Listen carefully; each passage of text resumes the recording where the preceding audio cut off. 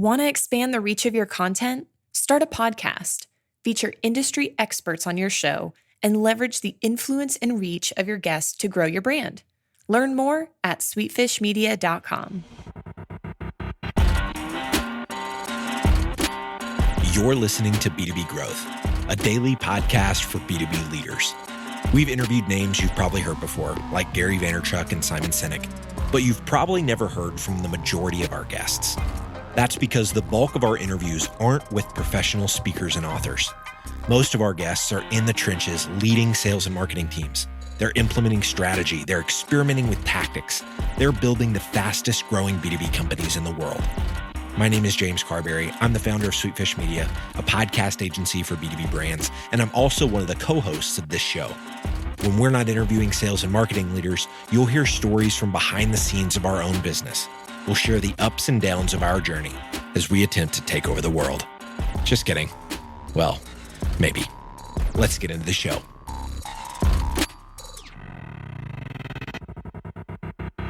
Welcome back to B2B Growth. I am your host for today's episode, Nikki Ivy with Sweetfish Media. Guys, I've got with me today Anita Nielsen, who is author of Beat the Bots, How Your Humanity Can Future-Proof Your Tech Sales Career. Anita, how you doing today? Doing great. Thank you. Thanks for having me, Nikki. This is my pleasure. I'm so excited to hear some of the stories from the book and a lot of the reasons that you and I talked about offline as far as why you wrote it. But before we get into that, I'd love it if you would just give us all a little bit of background on yourself and what you've been up to these days. For sure. So I'll give you a little background. I've been in the IT outsourcing, IT sales support roles for probably about 20 years. And like I always say, don't do the math in your head. I loved direct selling, but I found that I was much better at coaching and helping others because I didn't have to deal with all that pressure. And so because of that, I have a lot of respect for salespeople. And over the years, it's just become a lot about helping people grow and achieve their potential. And it happens that sales is the area that I like to focus in. I live outside of Chicago. I've got 2 teenagers, so every day is a game of survival. But other than that, I'm running a business and I just wrote a book and I'm excited to see how salespeople react to it. Girl, you gave me so much. I too am living that 2 teenager life. God, it's a thing. Yeah. It's Thunderdome around here sometimes, but no robot is going to raise teenagers. I will tell you that right now. Yeah. The jobs of moms are safe, safe from AI. Exactly. But so like I said, I really am excited to get into a lot of things about what inspired you to write the book and what exactly is meant by Beat the Bots. Start with just giving us a little bit of context around the climate that inspired the situation that the book is sort of inspired by. Sure. So one of the things that has been happening in the sales industry, sales leadership, sales thought leadership, is this idea of by the year 2020, 1 million or some ridiculous number of B2B sales jobs are going to be gone. And that's a scary statistic when you're a sales rep and you hear that out in the field. Like, they're not necessarily looking at all the detailed research behind it, but it is becoming more and more difficult to differentiate when you're doing a B2B sale. And those tasks and those things that aren't differentiated, transactional sales, for example, those are something that is very much at risk for a B2B salesperson to lose their job if they're working on that transactional level. And so the climate is that there's this fear out there. And the fear is reasonable when it comes to people that are doing a transactional sale that doesn't require any real human interaction. But it's not a fear. It's not a valid fear for people that are B2B sales professionals that are selling more complex sales solutions or more complex tech solutions, rather. For them, they're safe, is basically what I say in this book, because it's who they are and what they stand for and how they take that and make meaning of it for their customer that's going to keep the bots away. So that's kind of the general principle behind the book. Thanks for that. So that climate kind of set you up for this experience that just got you super passionate about the subject. And, tell that story for us about what inspired you to write this book. Yep. So I'm going to call him Neil, and that's what I call him in the book. But there is a sales professional that I worked with a few years ago. His name is Neil. He's 40-something, is a dad and has kids and a wife and a family. And he is a really great sales professional. He'd been killing it out there for many years, big commission checks, living the life. And over the past couple of years, it's gotten much harder. There's more people that are buying from any given company. There's more competition. All these things were weighing heavy on him. And so we'd gone in together I'm an embedded coach. We'd gone in to meet a customer together, and meeting didn't go as great as we would have liked because some of the people that we would want there weren't there. And so we, of course, go have a drink afterward, and we're talking about the meeting and debriefing on all of that. But then it came to a point where Neil got pretty personal, right? He told me about how he's stressed that the fact that he hasn't been making the types of commissions that he's made in the past is going to mean that his kids aren't going to go to private school anymore. And his wife was a teacher, and she hadn't worked in a very long time because she stayed home with the kids. And his biggest fear, I mean, this guy is telling me this fear, and I'm just heartbroken, is that his wife is going to have to go back to work. And he's going to have that conversation with her about, you know what, if we want to even maintain anything close to this lifestyle, you're going to have to go back to work. And I just couldn't, like, my empathy sensor in my brain went haywire. Right. And at that point, and I coached him for a couple of years, and he's ultimately super duper successful now. We've worked on a lot of things together. But that was my kind of, I guess you could say, trigger and aha moment that this is happening to my peeps out there, my sales professionals out there that I care about, that I've been in the trenches with. This is what they're facing. What can I do to help them? And a couple of my customers talked to me and they said, you should write a book. And so I took the idea to heart, and here I am. I love it. I love pulling the trigger on writing a book, first of all, because it's something that it's a goal of mine, something that I have yet to do. But I love how this conversation is happening at such a, human level, right? A lot of these, I spend a lot of time on LinkedIn, right? Sure. May or may not be addicted, but a lot of these conversations take place in a very sort of theoretical, philosophical place. So that this book is taking it from, an actual, human being who is having this experience and letting us think about these things in that context, I think is really powerful. And the concept of, I think any industry, right? Any professional is going to want to future-proof themselves. And in the tech industry, with respect to AI, again, I don't think it's a myth, as you mentioned in the book. And I do think that it does make sense to start thinking about these things, but it's not this coming from sort of this place of fear or being adversarial. So tell us what it is exactly is meant by the term beat the bots. So beat the bots is kind of a tongue-in-cheek, cheeky, snarky, Anita way of saying, you know what, you can beat that technology that you're so afraid of. And bots just happen to be the evil persona that I've created for them. Basically, what it means is that there's things that you as a B2B sales professional can do that the bots can't. And that is be empathetic, be human, connect to your customers, understand their hopes and fears, and figure out how to solve their problems. And that's something that, at least in our lifetimes, I don't see a robot doing. I joke about an empathy sensor, but there's not such a thing. And it's not something you can put in a robot right now. And that's the stuff that differentiates. That's a level that you differentiate, is on that human to human level. Listen, companies have technology. It's my space. Technology is commoditized at a high level. Once the technology is out there, other companies copy it. You can't really sell on technology value because that's inherent. Then you've got company value. There's a lot of companies out there that are selling various technologies. And sure, they add a layer or two of things that are differentiated, but they're only differentiated for a certain amount of time until another company figures out, hey, that's working for them. We're going to do it too. And then that becomes commoditized. So, but what can't be commoditized? It's who that sales rep is, what they stand for, what their experience is, and how they turn that into something meaningful and supportive and powerful for that customer. And so that's the only place I believe that you can differentiate at that level. That's the only one that's safe. And whether that's from competition or from robots or AI, whatever, that's where you have to live if you want to differentiate. For sure. And I think, I think folks listening are know and understand that. But what your book offers is the how, right?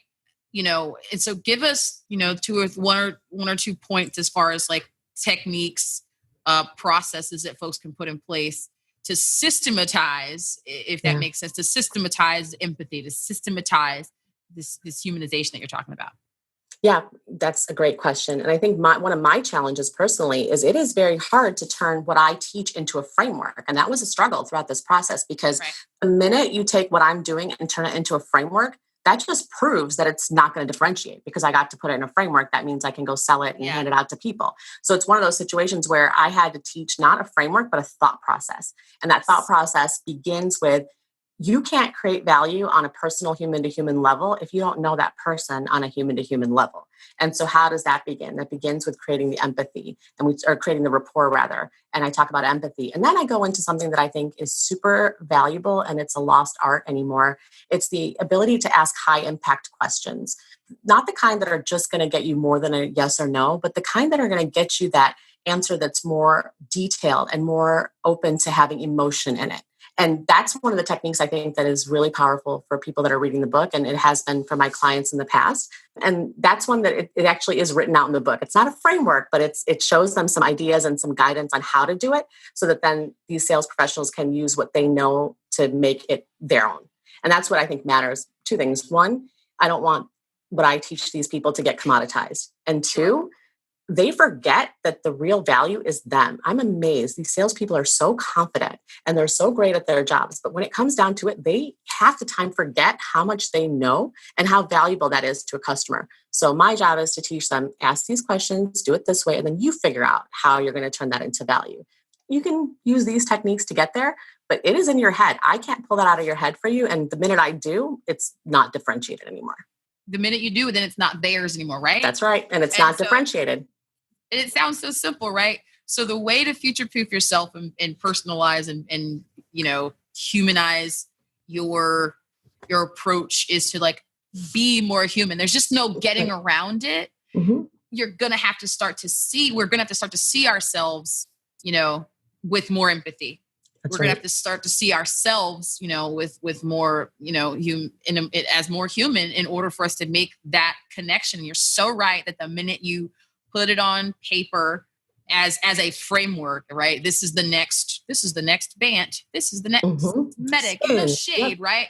Yep. Right? No shade to those things. They work. And I think process absolutely matters, but you're so correct. It's not a different, if everybody's using a process and worse yet, if everybody is using the same process because it's proven to be effective and all effective means is like what makes them more money. I don't know.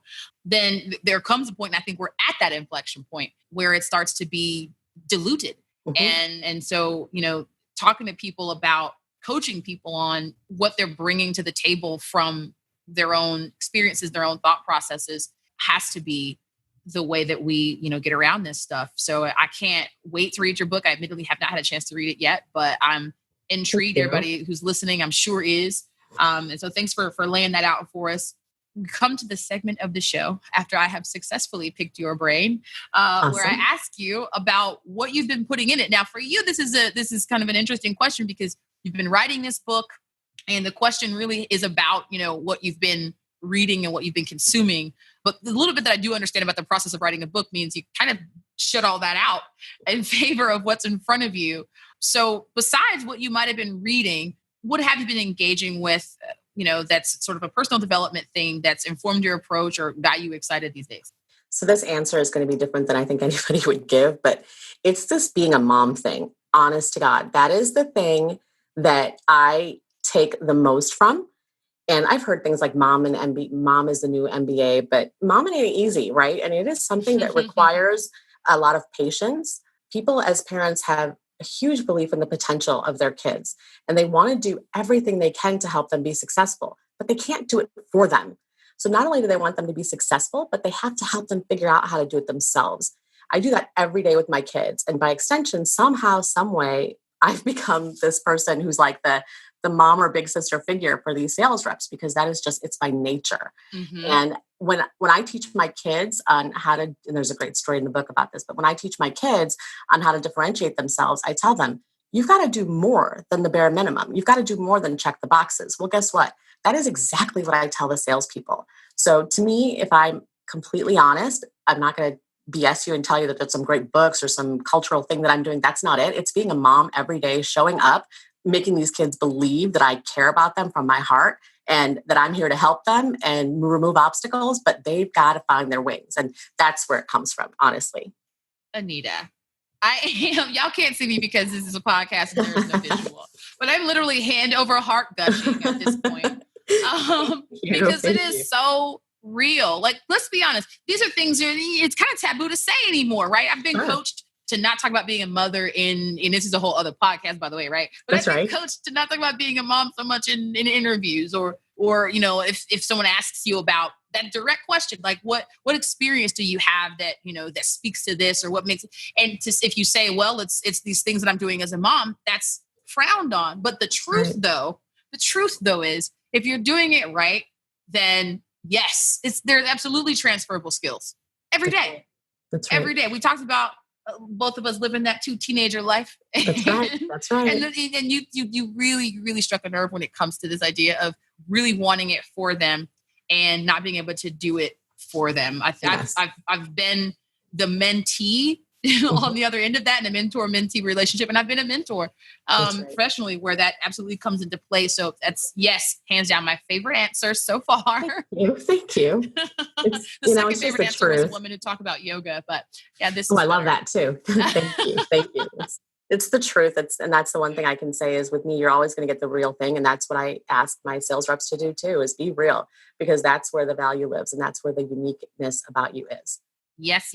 I cannot wait to have you on again, whether it's from your next book that you write, or just to talk about the success of this one that I know is going to happen.